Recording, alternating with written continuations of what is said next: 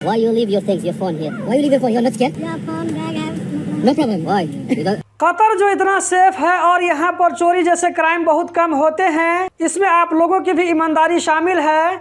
अस्सलाम वालेकुम दोस्तों, मैं हूँ असलम आलम और आप देख रहे हैं गल्फ एक्सपर्ट। दोस्तों, इस वाली वीडियो में जो आप लोगों को दिखाने वाला हूँ, इसे देखकर कतर में रहने वाले हर एक आदमी का सर फख्र से बुलंद हो जाएगा। इस वीडियो को देखने के बाद भी अगर इसको आप आगे शेयर नहीं करेंगे तो आपका कतर के साथ लगाव होने का दावा।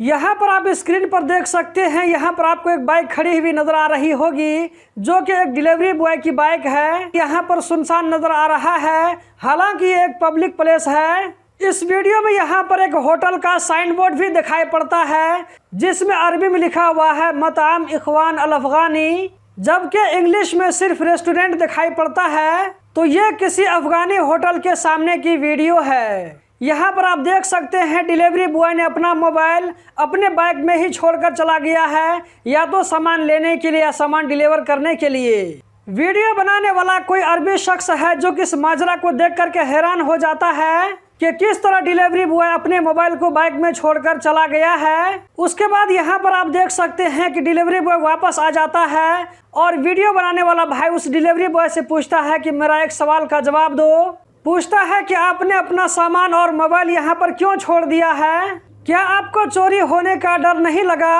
हो सकता था कि आपका सामान, आपका मोबाइल कोई दूसरा आदमी चोरी करके लेके चला जाए। तो डिलीवरी बॉय उस पर कहता है कि कोई दिक्कत की बात नहीं है, यहाँ पर मेरा बैग है और मोबाइल रखा हुआ है, मुझे कोई भी प्रॉब्लम नहीं है, कोई डर नहीं है। फिर वीडियो बनाने वाला शख्स डिलीवरी बॉय से पूछता है कि क्या यहाँ पर सब कुछ सेफ है, क्या कतर सेफ जगह है? तो उसके जवाब में डिलीवरी बॉय कहता है कि यहाँ पर सब कुछ सेफ है, कतर बिल्कुल सेफ जगह है, कोई डरने की बात नहीं है। कतर जो इतना सेफ है और यहाँ पर चोरी जैसे क्राइम बहुत कम होते हैं, इसमें आप लोगों का भी बहुत बड़ा हाथ है, इसमें आप लोगों की भी ईमानदारी शामिल है। हम दुआ करते हैं कि कतर इसी तरह हमेशा सेफ रहे, अमन सुकून बरकरार रहे और हमेशा बुरी नज़रों से बचकर रहे।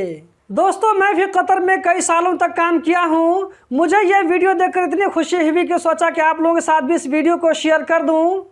अगर आप चाहें तो इस वीडियो को अपने दोस्तों और फैमिली वालों के साथ में शेयर कर सकते हैं। अगर आपको भी कतर में रहने पर, वहां पर काम करने पर गर्व महसूस हो रहा हो तो वीडियो को लाइक करके आगे जरूर शेयर करना।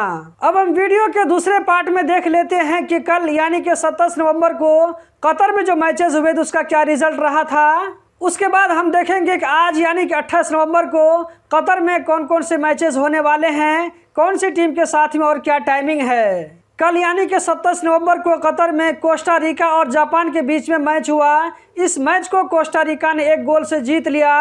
कल का दूसरा मैच बेल्जियम और मोरक्को के बीच हुआ, जिसमें मोरक्को ने इस गेम को 2 गोल से जीत लिया।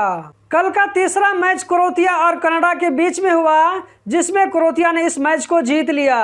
कल का चौथा और आखिरी मैच स्पेन और जर्मनी के दरमियान हुआ, दोनों टीमों की तरफ से 1-1 गोल हुआ। इस तरह कल का आखिरी मैच बराबर हो गया।